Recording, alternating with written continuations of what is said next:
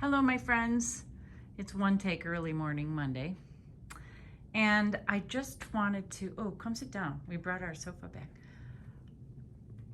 Show you something that is one of the things that makes me the most happy as a bookstore owner. And that is highlighting an author that you may not have heard of, but you can count on me.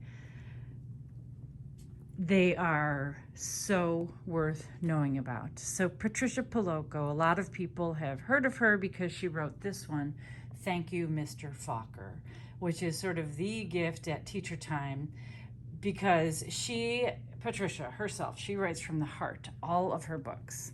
She's kind of from the 80s and 90s, but way ahead of her time in terms of topics and just gracefully incorporating multicultural world around us.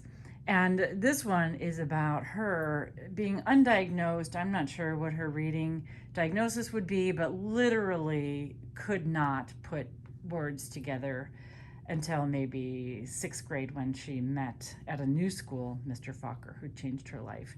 And with patience and hard work, she got where she needed to be. But that really formed her.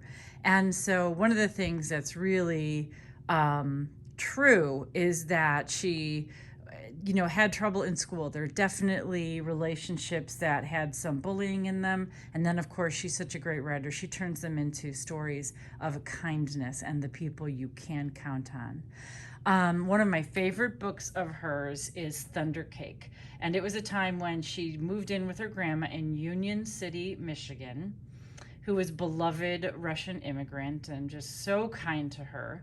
And she went to school there for a while and spent her summers there with grandma on the farm. But Thunder Cake is about how she was afraid of storms. And as the storm is brewing, grandma takes her around to get ingredients for the cake. And then they bake the cake when the storm hits. And it is just the most old school, charming tale of what kids need. And I absolutely highly recommend that one, and really all of these. She had a relationship with her older brother, much as I did, and he didn't say nice things, but in this one we get to know their relationship, and then boy does he come through. This is a kindness edition, again, way ahead of her time.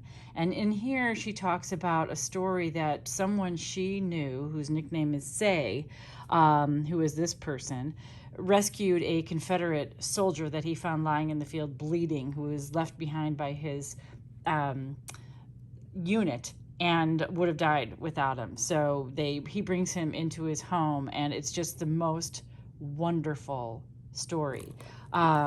This one is one of my favorites. Something About Hensley's. Mr. Hensley has the local everything store in Little Union City, Michigan, and he just comes through in the community in such an amazing way. He sells candy and other notions, but he is, of course, heart full of gold, and this is a wonderful community story. So they're all kind of like Frank Capra movies, but I think sometimes the reason she didn't take off in picture book land of the current days is that they're full stories. She's a great writer, and so it's not 3 or 4 words on a page, and her style is definitely sort of the Jan Brett like Ukrainian look.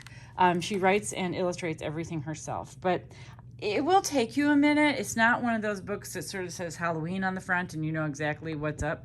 But it is, wow, is it worth it? So, gosh, I'd really love it if you came in and just spent a little time paging through these and think about who in your life, kind of like me, I get a ton out of them.